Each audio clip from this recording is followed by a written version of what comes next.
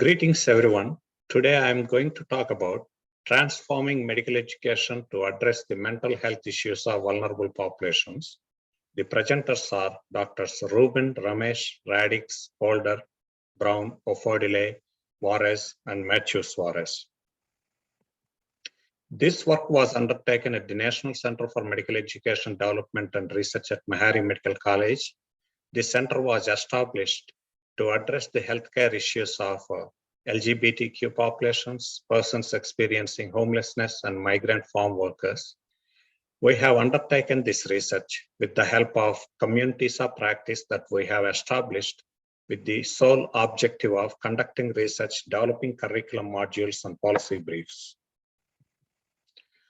Our leadership team consists of Dr. Irene Sandwald, Program Officer at HRSA, Dr. Patricia Matthews-Juarez, the NCMEDR Project Director and Principal Investigator, Dr. Paul Juarez, the NCMEDR Program Director, Dr. Catherine Wine Brown, Director Communities of Practice and Dissemination, and myself as Director of Research. So who are the stakeholders for this policy brief? Curriculum planners in medical and allied health professional schools, education policy makers in government, legislature, and advisory bodies, federal agencies, medical associations, as well as non-governmental and non-profit organizations catering to the needs of vulnerable populations.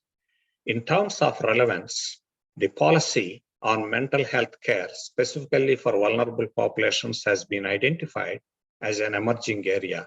Unfortunately, this issue has not received adequate attention either in medical education or residency training, resulting in an ill-prepared workforce that will not be able to provide culturally responsive and appropriate care for these populations. Therefore, curricular interventions are expected to result in perceived and quantifiable improvements in mental health care for vulnerable populations. What are the options before us?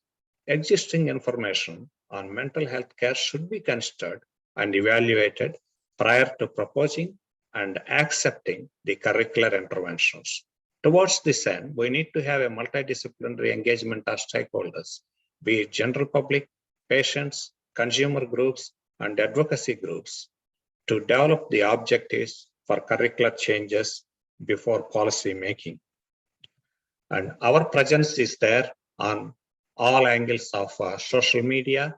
You can reach us at any of the sites mentioned here. We would be glad to answer any questions you have and provide any additional information.